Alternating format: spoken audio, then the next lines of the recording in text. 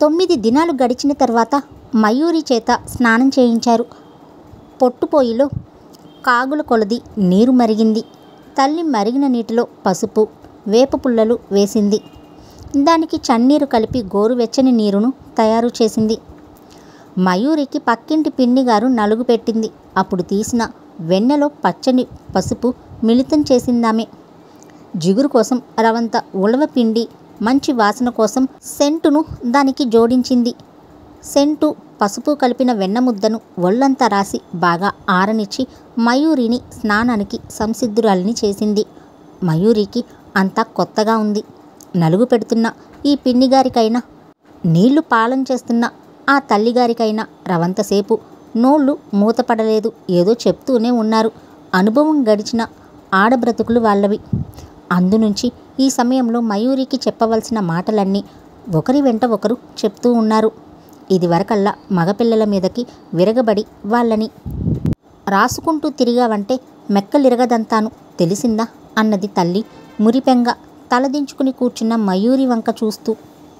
అవునమ్మా, ఆడపిల్ల అన్న తర్వాత రవంత హద్దుల్లో ఉండడం నేర్చుకోవాలి. ఇప్పుడు ఆ చదువులొచ్చి అంతా ఏకం చేసాయి. కానీ మా కాలంలో అయితే గడప కదిలే దారే ఉండేది కాదు. 4 గోడల మధ్యనే మనకు స్వర్గమైన నరకమైన. కాలు గడప దాటితే బ్రతుకులు గాలిపటాలే అవుతాయి. అందునుంచి తల్లి నువ్వు జాగ్రత్తగా ఉండాలి. ఇంకో మాట, 6 నెలలు గడిచిందాకా నువ్వు అవి ఇవి తినకూడదు. ఆడదన్నాక కన్న తల్లికైనా కనుమరుగైనా ఉండడం నేర్చుకోవాలి అంటూ బోధించింది పిన్నిగారు. మయూరి ఆ మాటలు వింటోంది కానీ సరిగ్గా అర్థం కావట్లేదు. వినాలని కూడా అనిపించడం లేదు.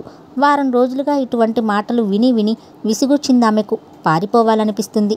ఆ రోజు ఇంట్లో జరగనుంది ఆడవాళ్ల సందడి అని తెలిసిన వారిలా తండ్రి, మావయ్య ఉదయం బజారు పెత్తనం చేయడానికి వెళ్ళిపోయారు. ఇంకా తిరిగి రాలేదు.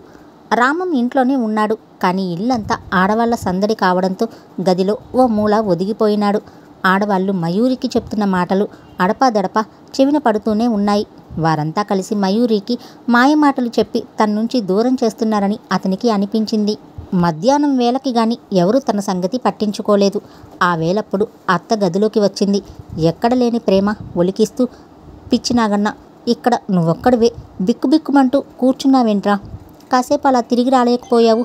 రా భోంచేద్దు గాని అని పిలిచిందామె. ఆ వంకతో ఆయన బయటకు పోతే మయూరి కనిపిస్తుందని అతడికి అనిపించింది. కానీ అలాంటిదేమీ లేదు. పెద్దవాళ్ళంతా భోజనాలు చేస్తున్నారు. తను ముందుగా ముగించేసి పంచపాలిలోకి వచ్చాడు రామం. పక్కన గదులున్నాయి. ఆ గదిలోకి వెళ్తే మయూరి నిద్రపోతూ కనిపించింది. ఆమె ఉచ్ఛ్వాస నిశ్వాసాలు గమనిస్తే చాలా దీర్ఘంగా నిద్రపోతుందని అర్థమవుతుంది. చాలా అలసట తర్వాత ప్రశాంతత చిక్కితే పోయే నిద్ర. 9 రోజుల ఆడవాళ్ల బోధలు, సతాయింపులు, స్నానం లేకపోవటం, నేల మీద నిద్ర పట్టకపోవటం, వాటి నుంచి ఇప్పుడే విముక్తి దొరికింది. అందునుంచి పరుపు మీద పడుకుని నిద్రవుతూ ఉంది మైమరచి. ఆమె ముఖం వంక దీర్ఘంగా చూశాడు రామం. ఇది వరకటిలా కాక ఆమె చాలా ఎదిగిపోయినట్లు కనిపించింది. ఇహ నుంచి తనతో అంత చనువుగా మాట్లాడదని, చెట్టాపట్టా వేసుకుని తిరిగేందుకు రాదని అనిపించింది. తలంటూ స్నానం చేసి జడ వదులుగా వేసుకోవటం నుంచి జుట్టు చిందరవందరగా అయింది. ముఖం మీదకి పడుతోంది. ఒంటికి మించిన చీర కట్టుకుని ఉందామె. అలా కట్టుకోవాలి కాబోలు. ఆమె బాల్య స్నేహపు మాధుర్యాలు, చవులూరించే పలకరింపులు, బాంధవ్యాలు, బంధాలు వీటి నుంచి దూరంగా లాగివేయబడిందని గుర్తించాడు రామం. ఆమె లోకం వేరవుతోంది కాబోలని బాధపడ్డాడు. ఎప్పుడొచ్చిందో మయూరి తల్లి వచ్చింది. ఇక్కడేం చేస్తున్నావురా అని అడిగింది తీయని నవ్వు నవ్వుతూ, సూటిగా కళ్ళలోకి చూస్తూ. రామం సిగ్గుపడ్డాడు. ఏం లేదత్తా అన్నాడు తల దింపుకుని. ఆమె మరింక ఏమీ అనలేదు. అక్కడ ఉండలేక తానే తిరిగి వెళ్ళిపోవాలని ఉద్యుక్తుడైనాడు. తన గదిలోకి వెళ్ళాక మనసంతా బాధగా ఒంటరిగా అనిపించింది. ఇతపూర్వం అత్తని చూసేందుకు వచ్చినప్పుడు మయూరి ఎలా గలగలా మాట్లాడింది, ఎంత స్నేహంగా తిరిగింది అన్నీ జ్ఞాపకం వచ్చాయి. ఉయ్యాల బల్ల మీద నడుం వాల్చాడు రామం. అతనికి ఎప్పుడు నిద్ర పట్టిందో అతనికే తెలియలేదు. రామం, రామం అన్న పిలుపు విని కళ్ళు తెరిచాడు. ఎదురుగా అత్త నవ్వుతోంది. కళ్ళు విప్పగానే చేయి పుచ్చుకుని పెరట్లోకి తీసుకుని వెళ్ళింది. చన్నీటిలో చేయి ముంచి నిద్రమత్తు వదిలేలా కళ్ళు తుడిచింది. మా అన్నయ్య, అదేరా మీ నాన్న బయలుదేరారు. ఇంటి పట్టున పనులున్నాయని తొందరిస్తున్నారు. పోనీ నిన్నైనా ఉంచమంటే చదువులు పోతాయని భయం. మళ్ళీ సెలవులు ఇవ్వగానే వచ్చేస్తావు కదూ అంది అత్త ప్రేమగా. అలాగే అత్త అంటూ కాళ్ళు కడుక్కొని మంచినీరు తాగి బయలుదేరాడు రామం. తలుపు చాటు నుంచి 2 కళ్ళు మైత్రబంధాన్ని స్మరిస్తూ బాల్య స్నేహంలోని మధురిమల్ని తలపోస్తూ తన వంక చూస్తున్నాయని తనకు తెలియదు. వెళ్ళొస్తానత్తా అని చెప్పాడు రామం. అలాగే నాయనా, అదిగో అది నీకోసం చూస్తోంది, పలకరించి వెళ్ళు అంటూ ప్రోత్సహించింది అత్త. వెళ్ళొస్తా మయూరి అన్నాడు రామం దూరం నుంచే. మయూరి అంది సిగ్గుగా. సెలవులు ఇవ్వగానే రావడం మర్చిపోకు అంది అత్త. తల ఆడించాడు రామం. అతని తండ్రి మయూరి తండ్రితో లోకాలి రామాయణం మాట్లాడుతూ అప్పటికే వీధిలోకి వచ్చేశాడు. మయూరి తల్లి 2 అడుగులు యువతలకు వచ్చింది. ఉంటామన్నయ్య అన్నది సాభిప్రాయంగా. ఆ అభిప్రాయం అర్థమైనట్లు కృష్ణార్జుల వంటి బావబామ్మర్దులు ఒకరి వంక ఒకరు చూసుకున్నారు. చిరునవ్వులు చిందించుకున్నారు. సెలవులిచ్చాక వాడు మాత్రం ఆగుతాడా చెల్లెమ్మ? ఇక్కడకు రాక మరెక్కడకు పోతాడు? అత్త దగ్గర ఉండాలన్న ఆరాటం వాడికి అధికమే అన్నాడు ఆమె అన్నగారు. తృప్తిగా నిట్టూర్చింది మయూరి తల్లి. ఈసారి ఆమె మయూరి తండ్రి వంక ఒకరికొకరు చూసుకున్నారు. భార్యాభర్తలకు రామం తండ్రి తమకు అనుకూలుడే అన్న అభిప్రాయం బలమయ్యింది. మయూరినైనా అయిన చోట ఇచ్చుకుని దాని అచ్చటా ముచ్చట చూసుకోవచ్చన్న ఆశ ఉదయించింది. దమయంతి బ్రతుకు అలా అయ్యింది. ఇదైనా సుఖపడాలన్న తపనతో ఆ దంపతుల మనసు ఆరాటపడుతోంది. మేనమామ అందుకు అనుకూలంగానే మాట్లాడడంతో వారికి తృప్తి అయింది. వెళ్ళొస్తానమ్మా అంటూ ముందుకు సాగాడు రామం తండ్రి. రామం మయూరి వంక చూశాడు. ఈసారి ఆమె సిగ్గుకు రవంత దూరం నెట్టి అతని వంక చూసి నవ్వింది. రామం ఉత్సాహంతో వెళ్ళిపోయాడు. దమయంతి ఎవరికీ కనిపించదు. ఆమె ఇల్లు వదిలి బయటకు రాదు. అందుకని ఊళ్ళో వాళ్ళెవరూ ఈ మధ్య ఆమెను చూడలేదు. ఇంట్లో ఉంటుంది కాబోలు అని అనుకుంటూ ఉంటారు బయటవారు. కానీ ఇంట్లోని వారు కూడా ఆమెను చూడాలంటే అదొక పని. తానుండే గది 4 గోడలు దాటి ఆమె యువతలకు రాదు. వేలకు తల్లి భోజనం పెడితే తింటుంది. ఒకవేళ ఆమె పనుల తొందరలో పడి భోజనం అందివ్వడం మర్చిపోయినా యువతలకు రాదు. నాకు ఆకలవుతోంది అని కానీ, ఇది కావాలి అని కానీ అడగదు. ఆమె మాట్లాడడం అరుదు. మాట్లాడిన అతి నెమ్మదైన స్వరాన వింటున్న ఒక తల్లికే సరిగ్గా వినిపించకుండా మాట్లాడుతుంది. అందునుంచి ఆమె కంఠస్వరాన్ని ఎవరూ వినలేదు.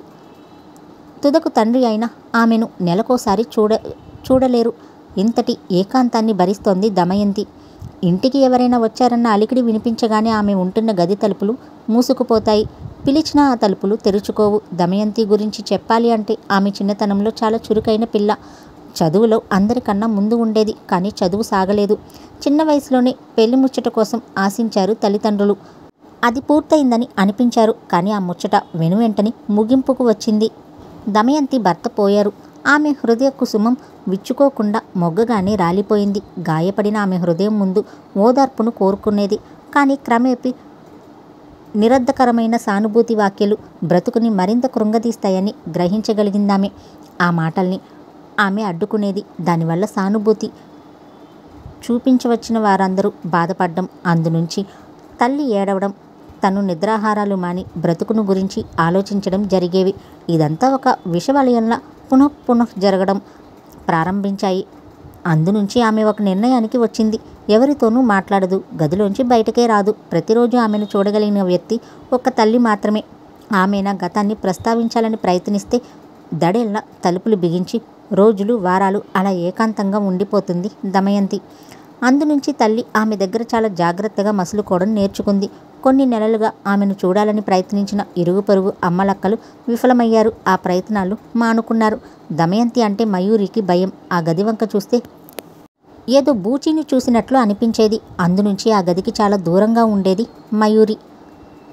ఇప్పుడు ఆమె పెద్దదైంది. ఇల్లంతా బంధువులతో, పరాయి వారితో, పలకరించవచ్చిన వారితో సందడిగా అయింది. అందునుంచి గది తలుపులు అసలు తీయనేలేదు దమయంతి. ఎవరూ లేని సమయాన తల్లి పిలిస్తే తలుపులు తీసింది. తిన్నదేదో తిన్నది, లేనిది లేదు. కానీ గది వెలుపలకు మాత్రం రాలేదు. బిడ్డ ఎదిగి కూర్చుంది కాబట్టి ఇప్పుడు కన్న తల్లి మనసు ఆగలేదు. తండ్రి ఇంటలేని సమయాన పిడికెడు అక్షింతలు కలుపుకుని మయూరిని తీసుకుని వెళ్ళి గది తలుపు తట్టిందామె. రవంతసేపు అయ్యాక గది తలుపులు తెరుచుకున్నాయి. మయూరి భయంగా చూస్తోంది. తలుపులు తెరుచుకోగానే మయూరితో కలిసి లోపలికి వెళ్ళింది తల్లి. అక్షింతలు దమయంతి దోసిట్లో పోసింది. ప్రశ్నార్థకంగా తల్లి వంక చూసింది దమయంతి. ఇంటికి పెద్ద బిడ్డవైనందున నీ వల్ల తీరవలసిన ఆశలు ఎలాగూ అణగారిపోయాయి. ఇప్పుడిది నీ అంత అయింది కదా దమయంతి, ఆశీర్వదించు అని చెప్పింది తల్లి. ఆమె ముందు ఇచ్చిన సూచనలను అనుసరించి వంగి అక్క పాదాలను తాకింది మయూరి. దమయంతి కళ్ళు మూసుకుంది. ఆమె రెప్పలు తడిగా అయినాయి. ముఖం ఉజ్వలంగా అయిపోయింది. మనసులో ఏమని స్మరించిందో తెలియదు కానీ పైకి మాత్రం పెదవైనా కదపలేదు. ఆమె అంజలిలోంచి పవిత్ర అక్షింతలు మయూరి శిరస్సు మీద జారుగా పడినాయి. మయూరి లేచి నిలబడింది. అక్క ముఖంలోకి చూసింది. ఆమె ఇంకా కనులు విప్పలేదు. ఒక్క మాటైనా చెప్పవేమే అన్నది తల్లి రోదన స్వరాన దమయంతిని చూస్తూ. దమయంతి కనులు విప్పింది. కనుగుడ్డు ఎర్రగా అయినాయి. దుఃఖభారంతో రెప్పలు వాలుతున్నాయి. అరుణోదరాలు రవంతగా వణుకుతున్నాయి. మయూరి, నీవు చదువుల సరస్వతివి కావాలి. వెలుగు లోకాల వైపు నీ భవిష్యత్తు ఉజ్వలంగా సాగిపోవాలి. బ్రతుకు అర్థాలు, ఆడబ్రతుకు అనుభవాలు అన్నీ నీవు శీఘ్రంగా సముపార్జించుకోవాలి. జీవితం విలువలు నీకు దక్కాలంటే అమ్మ నాన్న చెప్పినట్లుగా నీవు పెళ్లి గురించి ఆలోచించకు. ప్రపంచాన్ని ముందు చదువుకో. ఒక ఉన్నతమైన లక్ష్యం సాధించలేని బ్రతుకు కాదు అన్నది దమయంతి. తల్లి నివ్వెరపడింది. నిర్వేదంతో హఠాసురాలైంది. కిన్నురాలైంది ఆమె. నిరాశతో నవనాడులు కృంగిపోతున్నట్లుగా అనిపించాయి. అదేమిటే, దానికి శుభం కోరమని నేను తీసుకుని వస్తే అర్థం కాని ఈ మాటలన్నీ మాట్లాడతావెందుకు? ఆడపిల్లకు పెళ్లి కాకపోతే కోరదగింది మరేమిటి అని అడిగిందామె తనను తాను నిగ్రహించుకోలేక. అమ్మ, ఇహ నుంచి మయూరికి మీరు చెప్పవలసిందేమీ లేదు. అది నా గదిలోనే ఉంటుంది. దాని సంగతి నేను చూసుకుంటాను అంటూ వెనుదిరిగి వెళ్ళిపోయి కుర్చీలో కూర్చుంది దమయంతి. ఇంక తనకు మాట్లాడే అవకాశం లేదని గ్రహించింది తల్లి. ఎక్కువగా మాట్లాడితే తలుపులు దడేళ్ళ మూతపడతాయి. అందునుంచి మాట్లాడలేదు. దమయంతి పట్టుదల మీదనే కాదు, తెలివితేటల మీద కూడా ఆమెకు పూర్తి నమ్మకం ఉంది. అందునుంచి మయూరిని అక్కడే వదిలిపెట్టి వెళ్ళిపోయిందామె. తల్లి వెళ్ళిపోయిన తర్వాత తలుపులు బిడాయించింది దమయంతి. మయూరి బెరుకుగా చూస్తోంది. చెల్లిని చేతుల్లోకి తీసుకుని భయం పోగొట్టింది అక్క. తీసుకుని వెళ్ళి మంచం మీద పక్కనే కూర్చోబెట్టుకుంది. చెల్లి, అమ్మ నీకెప్పుడైనా కథలు చెప్పిందా అంది. లేదు, నేను చెప్తాను.